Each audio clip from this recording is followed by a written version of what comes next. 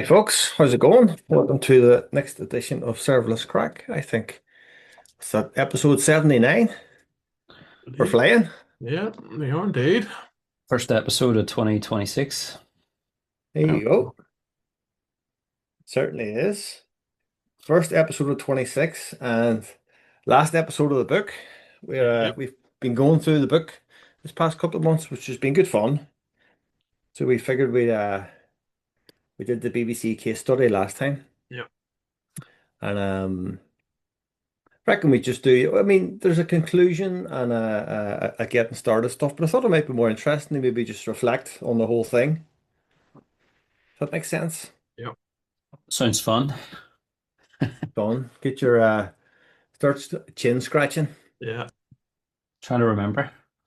Um, so let me get this right now. I think we started the whole process in 2021, I think. Yeah. It's now 2026. It's actually almost 5 years since we kicked off the idea to the day, funny enough. That's right. Um, God, there you go. So let's go through a couple of questions. Yeah, so it's been about 5 years since January 21, I think, since we kicked off the whole thing, if I'm right. Um, right, let's ask 5 questions. First question, did you enjoy the whole process of putting the book together? I certainly did. I think the initial sort of ideation, the excitement around sort of coming together and writing down what we were thinking. I think we had a load of Guinness as well at one point, which was very good to get the creative juices I flowing. think it's Yeah. still got the manuscript, isn't it? Powered by Guinness. That's it. Um, Well, I did the very first manuscript we printed for the crack. I put published by Guinness, and the editor from IT Revolution says, "Are you? Is this? Have you got an agreement with Guinness for this?" I was like, "No, no, no, no. Sorry, Just it's just an image." it was fueled by many pints. But it was good fun. I It was mean, good fun. the process is definitely interesting, and it's not what you think, Yeah. and it's a lot. It takes an awful lot longer than you think. It's much more. It's much bigger than just writing whatever thousands of words. There's a whole process, which Yeah. is fascinating. I think that's the thing. Life doesn't happen in a straight line. And I think the hardest thing is, how do you tell that sort of story? And I think that was the hardest thing, really getting going, wasn't it? The shape. Like Yeah, how Yeah. would you tell that? But I think the ideation and putting together all of our thoughts and sort of bringing them down into something sensible and distilling them down and refining and refactoring and what to include, what not to include, all of that stuff was exciting and interesting. I think Dave, you took on then the hard yards of shaping it up into something that was a bit more ready for market, right? I think that's maybe not so much enjoyment, but hard yards, I guess, pulling it all together into something that is worthy yeah, of sharing to a wider audience. Because we have a lot of shared context and shared sort of experiences, so we could write the stuff and we would understand it, but would a Mm. broader yeah. audience understand any of it? It's hard to Well, figure that's the out. thing. I mean, we at that point we had been working on massive projects together for probably about 12 or 13 years, 14 years maybe. So we've gone through an awful lot of stuff. So trying to I think we were, I mean, it was a team effort for sure. And I think we had this model in our heads, but it was really difficult to get it down on the paper. Something that was not I mean, we had lots of crazy whiteboard sketches of this is what it looks like, but no one else could understand them. Mm. It was fun. I used to remember when we had the GitHub repository and we were kind of doing our short stories or Yep. our mini Yeah. blogs, and when it was Atomic good. habits. Atomic Habits, and we were trying to capture our thoughts, and that I actually enjoyed that, and kind of lost the habit a wee bit. I think we've tried Yeah. to get it back. So I think we that was definitely something I would recommend to anybody. Yeah, what we did there is we had a wee GitHub repo and we started this idea. I think I got it from Dickie Bush, Right. atomic essays, trying to write a little short essay, Mm, couple of hundred words, just about one thing. Just, I mean, you can if you have an idea in your head, you can write it down in 10 minutes, you know, I know. and it kind of helps. Funny enough, actually, with all the AI tools, it would be interesting to go back and try and make sense of that. Yep. We It's still have just the something that's repo, on my still list. there. I Still do think there. one of the sort of the founding sort of ideas was if somebody handed us this book, would our lives have been easier? Mm. 14, 15 years ago, whenever we kicked off a lot of the modernization and sort of transformation, started doing all the leadership stuff. And I think a resounding yes. If we would have, if somebody had handed us, what we've written in the book, you'd be cock a hoop. Like it was, And really, yeah, really and did help. there was always a thing that like, I mean, agile and digital transformations were huge back about like 20 odd years ago. And in the way I think the underlying fundamentals of how you write software hasn't changed in a long, long time. Basic principles, but there was always a gap. You know what I mean? There was always a gap there. It's you can't just go in and make everyone estimate the story points and you're done. There's a whole software piece you have to tie it all together, and that's the piece I thought I think we thought was kind of missing, Yeah. and that became modernization. Became the name for it, and cloud obviously helped that a lot. So it was interesting for sure. Mm. Um, Certainly, the editing process was an experience. You Yes. always think you can tell a story and whatever, and then you're making sense. But when you've got somebody external kind of reviewing your content, I always used to find that was you. Not that it's a bad thing, but you do need a wee bit of a thick skin Yeah. yeah, I because mean, you do get lots of feedback. like I can't speak highly enough about IT Revolution. Absolutely Yeah. brilliant. Both Anna and Leah as editors, they were absolutely brilliant. Yeah. And I remember when I gave, I think it was Anna, the first manuscript. She was very funny. She says, "So we really like you guys, and we think what you've got is really good. But I'm going to tell you when something's rubbish. I don't mean to offend you. I'm just telling you this is in the wrong place, or you've repeated yourself, or it's not very good. So, and she kind of said, you no longer own this. Okay, this is now a piece of work that we're all working on. So it's very, very, very nice, but basically saying, it's basically saying, if you get all precious about suggestions, this is not going to work. Yeah, you're not going to like it. Great. And they No, were but really, really, really nice. They would just say, see that thing you said there? That's the third time you said it. Yeah. yeah, Sort that out. I think you get a bit snowblind after a while, and your fatigue kicks in, reading the same thing over and over and over again. Yeah.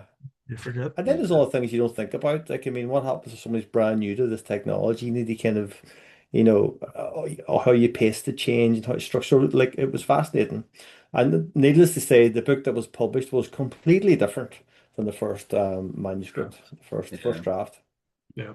It yeah. was enjoyable, seeing some of the feedback and some of the comments, especially around the launch sort of dates. But then you see some of the criticisms and some of the negative comments, and I despite know. you may get an overwhelming number of positive ones, you see the one or two that's negative really sticks with you. So I again, know. that was interesting. That's true. That's true. I've talked to other authors about that. Like, and it's when somebody says the book's rubbish on Amazon or something, but. Think that didn't happen too much. It was mostly a lot of people were like, "This book wasn't for me," or "It's not what I thought it was." And that's okay, you know. Yeah. And but having been on the other side of that, like, it's easy to skim through a book and, Mm. take something from it or not. But having seen the amount of effort and toil and sweat and tears goes into something like that, you do have a very different perspective, you know, Yeah. on Yeah, that side of thing, So again, I'd say just offer people, instead of criticize, oh, feedback's good, but do it in a constructive way, There's no need to be. Yeah, definitely a newfound respect for any authors who actually go through the full process and get a published artifact at the other end. That is yeah. no mean feat. Congrats to anyone who is able to stick with it long And we enough did to it write the ahead of the AI days. I'm just going to say it. There was no AI assistance in that book. No, You certainly know, yeah, not. so yeah, I'm waiting. That it'd be interesting to see what this space looks like in a few years' time. yeah. Yeah, so very good. So next question. So, do you think it made an impact? There's a funny. It's been 5 years now. Do you think the book has made an impact on readers or industry or just in general? I think so. I think people who've read it and sort of taken the core sort of philosophy out of it and the core sort of elements out of it have and applied them have seen an impact, and we've seen that anecdotally. I guess people have, talked to you, Dave, and when you're out in the conference sort of circuit and Hmm. feedback, and I do think it's been distributed amongst a lot of organizations and enterprises pretty widely. Like something that they should leverage and apply. So I think so. I think it's Um, been impactful. I think certainly been opened a lot of doors for us as well from that sort of an impact, right? Because on those sort of conferences and talks, and we did a lot of things that we were way outside our comfort zones, but it forced us to do it. So there was a big impact that way from a sort of career growth point of view. So it definitely opened a lot of interesting conversations for ourselves. So yeah, yeah. absolutely. And I think people who have applied it have seen good results as well, which is good. So yeah.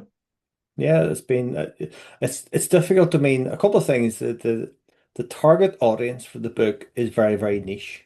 Yeah. You know, if you think of a software company of 100 people, there's maybe only 5 or 10 people that actually read the book and it's going to be useful for them. You know, it could be useful for your regular software engineer, but it may not be, you know.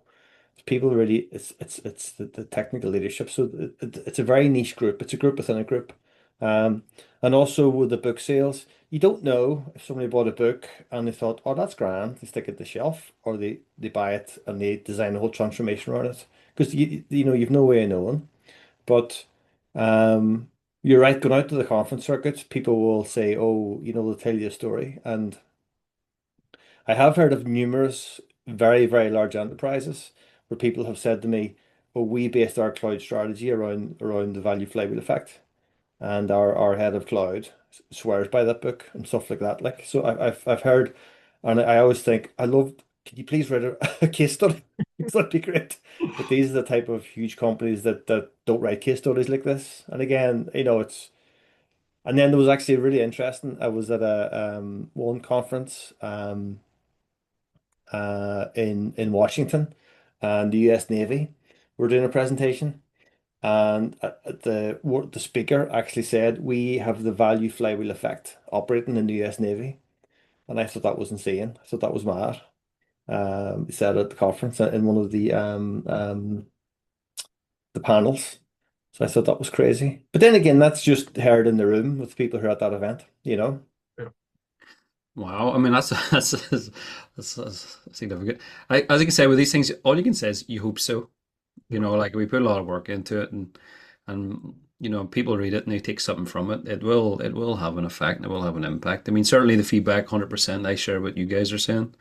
Mm. You do see it, and you know, and a consistency. It pops up, you know, on LinkedIn or wherever, and people always replying back to say thank you and or kind of Yeah, sharing their feedback. So I think it's been very positive, it's you know. interesting. I think Yeah. in personally applying the techniques and the mechanisms and the principles that we've got in the book to our daily work has been impactful.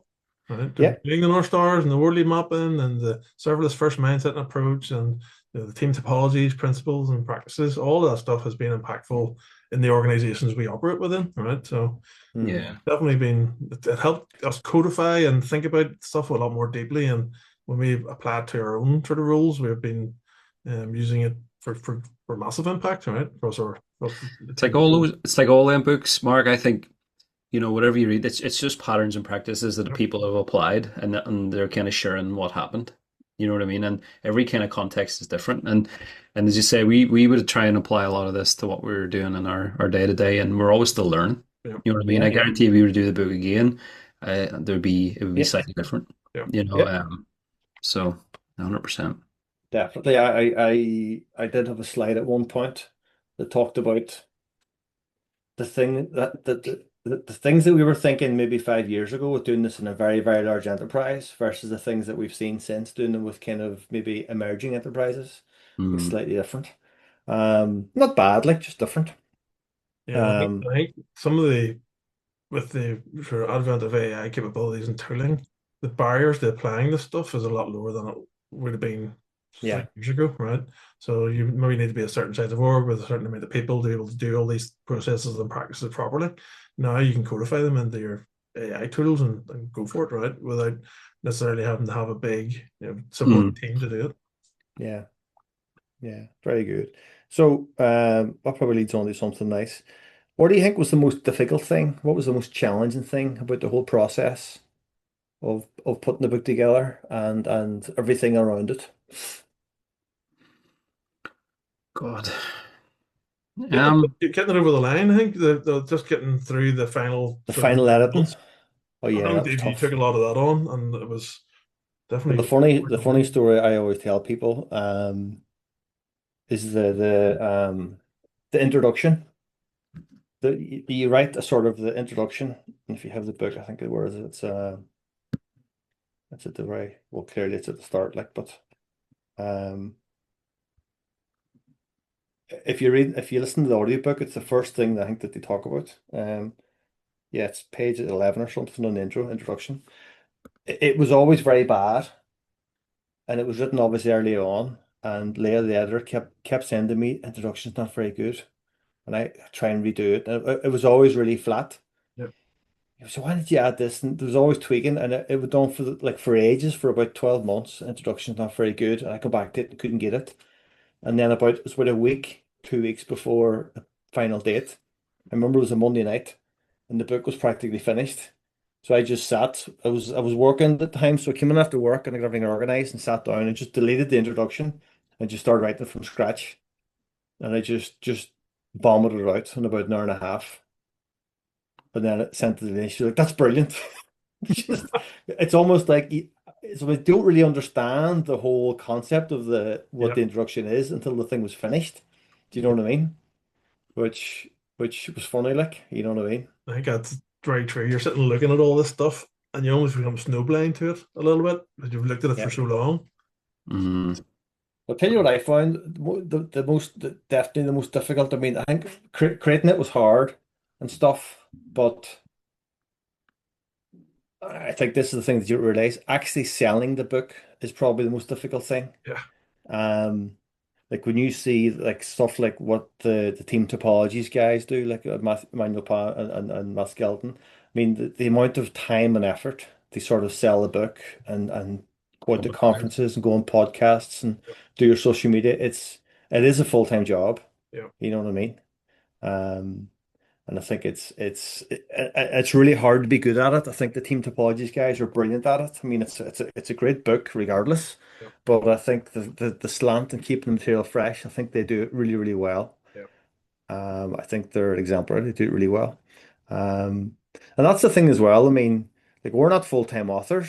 No. I'm not even sure if I describe ourselves as authors. We're still practicing architects. Mm. But it was nice to take a pause, capture our thoughts, and then go back to Yeah. work, if you know what I mean. Yeah. Yeah, I agree. I think just building on what you're saying, I know Dave, you always shout at me about this one. Being good sort of Northern Ireland guys as well, modesty, based on what you're saying around the promotion and, what is it they say in the Bible, never hide your light under a bushel.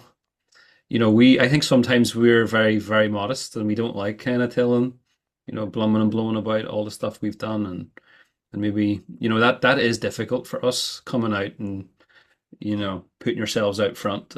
Like I do kind of struggle with that, if I'm being honest, but um, Yeah, certainly for the year after the book, we were doing the things like the podcasts and the talks and the stuff. conference and stuff. But Yeah, then you learn, you know, Yep. you if you that is difficult. That's a skill, Yeah. and yeah, I think we all learn from that. Yeah, it was good. It's hard to get that narrative down, almost your internal pitter patter down for how do you articulate these things in a way that resonates with different audiences. And so there was a lot of growth for us all there around just how do we actually articulate the core essence of this stuff without having the book open all the time or regurgitating just And that's it. verbatim on what was in it, right? 100%. And you want to be honest about it too, because it's not easy. No. You know what I mean? You want to bum and blow about hard, but it's just hard. Some of this stuff's just hard work and just being, and kind of sort of, yeah, setting an honest, truthful story is actually really difficult. Um, yeah. you know. I think that honesty is really important. I certainly found it was hard. I continued to get this. You do get the almost the imposter syndrome. Mm, Sometimes you're at an event. Like I was at one event with like I've always been a geek about reading different books and buying like I've been buying books forever. There was a massive bookshelf full of books about technology and stuff. And then I was at an event with Kent Beck. I've been following Kent Beck stuff like since the late 90s. So I almost couldn't speak to him. I was that sort of, and then he's like, "Oh yeah, yeah," and then you realize he's just a normal person. He's brilliant, you know what I mean? But just a normal person. So I think it's been really, I think it's been difficult to meet some of those people that you've been reading for years and years and years. But then also very rewarding. They realize they're just people. They're just Yeah. other engineers, and they're actually still working through the same challenging, stuff that we're all working through. Like it's Yeah. writing software's hard. Mm, 100%. Um, and I thought Adrian Cockcroft was also very funny. I mean, we had the whole story about we used to talk to him at Liberty about what we were doing, and he was always very supportive. Yeah. And it was him actually said to me, "So you should write a book." And it was the last thing I was thinking about. And then fast forward about maybe 2.5 years afterwards, when I th thing was finally published, I met him at a conference. It's been the odd time, but I was due to meet him, so I met up with him. I think it was at reInvent, and I handed him a copy of the book. And he started laughing, and he says, "Oh my God, I can't believe it." He says, I said, "But you were the person who told me to write it." And he says, "Yeah, I say that to everyone." Only very few people are mad enough to actually do it. Yeah. So he was very funny. He says he always tells people to write a book. He tells everyone to write a book, but he says, "Yeah, you guys were actually crazy enough to do it." I know. I I thought that know. was funny. I also been extremely supportive. Another person who was extremely supportive was Simon Wardley. He was brilliant. Give us lots of good advice Yeah. And as we went through it. and that's some of the difficulty. You never want to let them down either, right? You want to make sure you reflect the good stuff that they've taught us. Yeah, Book, right? yeah, that's Yeah. funny, like. But yeah, it's good fun. So we mentioned AI a couple of times. And obviously, when we started this stuff, AI was still something I think we had been experimenting with, and we were doing different things around machine learning and stuff, and we'd done a Call bunch of centers and stuff. chatbots and a few other things, right? Yeah, chatbots and a whole bunch of other like stuff, but it was pre-ChatGPT. Um, do you think the book is still relevant now in the world of GenAI and whatnot? What this crazy word is? Yeah, 100%. I think the flywheel and the concepts and the practices and all the phases of the flywheel are really good context to give to chatbots and AI capabilities going forward. I think if you've applied the flywheel to your organization and you have a good North Star and you have a serverless first mindset and approach and you have well architected principles and practices and you're following good team topologies and you've codified that, giving that to an AI will just turbocharge it. Right. Yeah, I've definitely noticed that as well. If you're very deliberate about this stuff and you map this, you lay it out like the purpose, Yeah. the idea of challenge and transparency, the next best action in the long term. If you lay those things out properly, write them down, that's unbelievable context Yeah. for the LMs. The extent it, I thought it's been incredibly useful to have this stuff laid out the way we like to lay it out And I think when we're with working the with advent GenAI. of sort of agentic sort of harnesses and frameworks that are starting to orchestrate multiple agents, giving them this sort of structure and framework can help guide them towards a really good outcome, not just letting it go off and hallucinate a Mm. load of different things or go off piste. Yeah. I mean, I think the book's all about, what does it say? Like being able to respond to opportunity and react to threat. Yeah. And even you kind of look at, all through the value kind of sort of cycle itself. A lot of what we're spending at the minute is like around the next best action. How do you arm your teams and arm your organization so you can actually move fast and move fast in a secured, sort of consistent way? Like, so security is a big thing. MCP is a big thing. Sort of agentic approach to software is a big thing. But again, it's everything else still applies. You need to still do your value chain analysis. You gotta be able to challenge responsibly and in a safe way. Then the big thing here with obviously all the AI stuff is long-term value. I mean, how do you keep these things up and run them in maintenance mode and do more quicker? Yep. So again, it's the flywheel on steroids. Yeah. Really is. It's setting yourself up for that long-term success, and it's difficult. I still think we're learning it, and I think we're kind of reacting to it. But certainly I think we're way better equipped than most Yeah. because we do think in those ways, and we Mm. do we do kind of we think through that the flywheel. So um I completely think it's still relevant. Yeah. Like if you think if you've invested in doing good North Stars for and good clarity of purpose articulated in a document, you can feed that straight into ChatGPT or Gemini, right? And it'll give you good results. Well, Good 100%. Like, I proposals mean, even. most orgs now are starting to look at what, AI development life cycles or Yep. SDLCs, and it Mm. is forcing them to think about, right, how do we measure value both at a business Yep. level and a technical level, and be specific. Yep. Um, but again, you still have to do all those practices, like the discovery or, Yep. the market analysis. So again, I think this will move teams even further left, more into those specialisms. Is You have to ask yourselves, what am I doing now that's more value add? So we're moving up the value chain Mm. more, as we always Well, it's say. funny. It's one of my concerns about this approach for a long time. Like we had this concern years and years ago. Is this way of working too high level? Are we expecting too? Are we asking too much from teams? Yep. If you have a normal software team just full of normal engineers, whatever normal is, and you say, okay, we'll do all your security, do your Scorp, do your performance, do serverless, do DDD, do yada, yada, do your Yep. testing, it's a laundry list of things, and you might see people go, that's too much stuff. I can't do all that, Yep. and that's always been a concern. Is it easy to just say, well, just you write your Java and don't worry about anything else? But I think you have to, but the sort of the interesting point for certainly for me of starting to see this past year or two is you can now use the models to say, well, help me with my Yep. Scorp, you know what I mean? Help me collect my Scorp metrics and analyze them, Yep. and it won't do it for you, but it'll have a crack at it Yep. and ask you some questions, which I think it takes it's sometimes it's very hard to start from a blank piece of paper Yep. and say, right now I have to be test first, But you but the thing can can like get you going.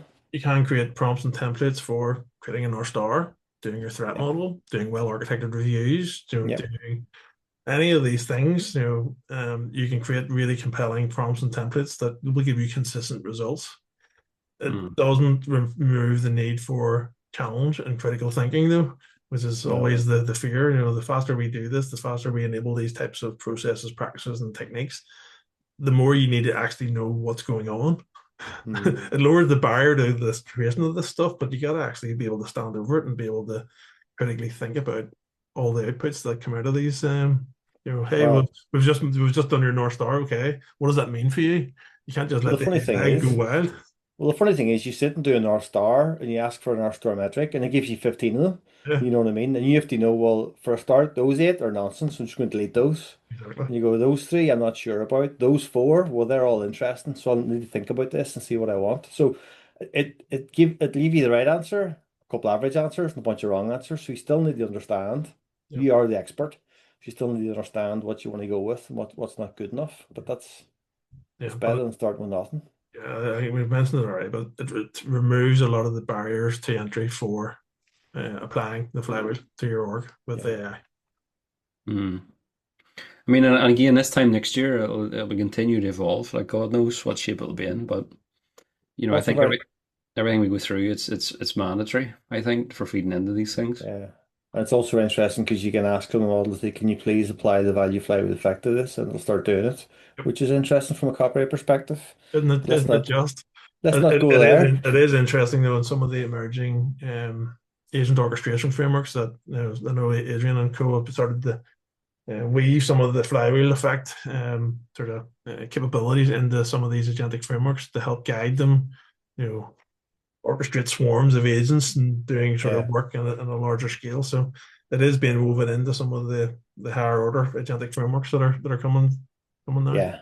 That's a whole exciting area. Maybe that's something we should talk about next. We'll Absolutely. see. Um, cool. Good stuff. So that's like close it off. So one of the things that we started with was it's not your business strategy, it's not your technical strategy, it's actually both. It's that idea of both are together, the single thing. Um, like, do you think that concept has been disrupted? It's something we thought a lot about, I'd say 5, 6 years ago. We talked about technology and the business and all these, Nicole Forrest Green talked about throwing code over the wall and, there was a hole, it was very hot. Do you think that concept is still important? Do you think it's a solved problem? think it's still important. I think the barriers between them has never been less, or there was the thin, I guess. And I think now there's opportunities for the business to leverage tech and tech to do more business. And again, with the AI assistants around some of the stuff, a really capable sort of business person can do a lot of good technology if they ask the right things and leverage the right capabilities. So I think the barriers to business and technology merging is lower than ever, right? Hmm. But you still need to apply all the good things, right, and all the good principles and practices. Yeah, I mean, I don't know, like I have all sorts of weird thoughts on it, but yeah, I agree with what Mark's saying. I kind of feel like the world will change quite a bit in the next sort of year or two.